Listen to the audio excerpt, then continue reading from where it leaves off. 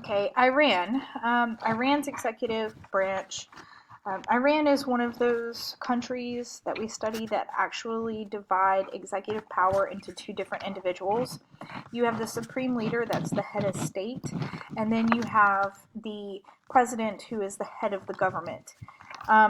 So the supreme leader is going to be an imam, who it's basically the equivalent of like a bishop or a pope, like a very powerful priest, but in the Muslim religion, Muslim faith. Um, Basically, he's the leader of the Shiite Islamic community in Iran.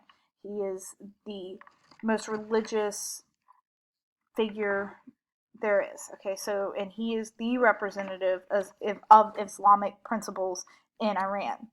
His powers include eliminating presidential candidates, um, meaning if he doesn't feel like a presidential candidate will uphold the Quran and the values of Sharia, he has the ultimate say of not allowing that person to run. He can dismiss the president. He is commander in chief and declares war. He appoints and removes ministers and judges. He appoints non-governmental directors, like media directors and publishers, because the media is state-run. And he's going to nominate half of the Guardian Council members. All right, so I'm going to go back over the Guardian Council. The Guardian Council, remember, there are 12 male clerics. They all have to be clerics. 6 are appointed by the Supreme Leader, and 6 are nominated by judges and approved by the Majlis. Their responsibility is to be the guardian of Islamic belief.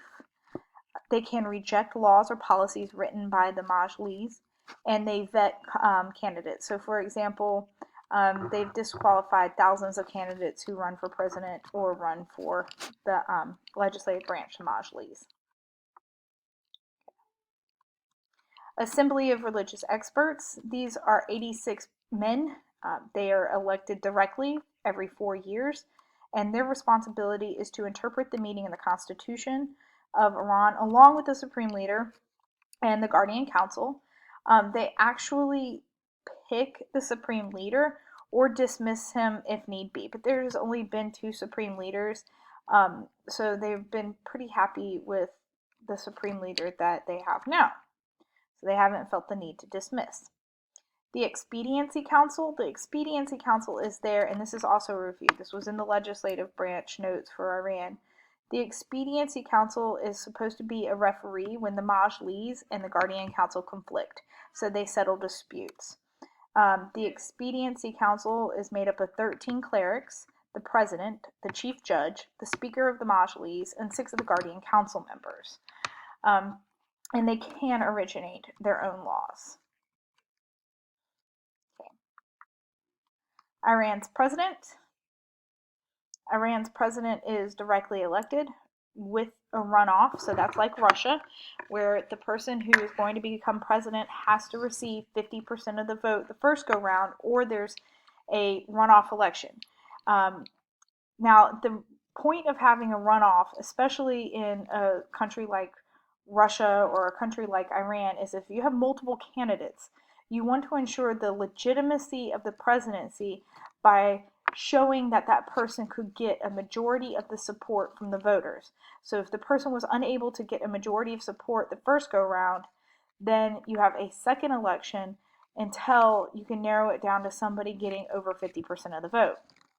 They have 4-year terms. They have a 2-term limit.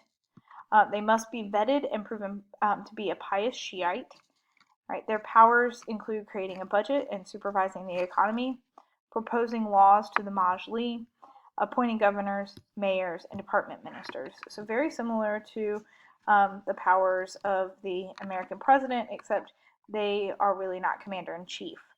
And they're not nearly as powerful as the United States president, because the supreme leader takes that power. So here's a list of all of the different presidents that Iran has had since the revolution in 1980. Ahmadinejad being pretty conservative, and Rouhani being more of a reformist. Rafsanjani just recently passed. So, but that's Iran executive branch.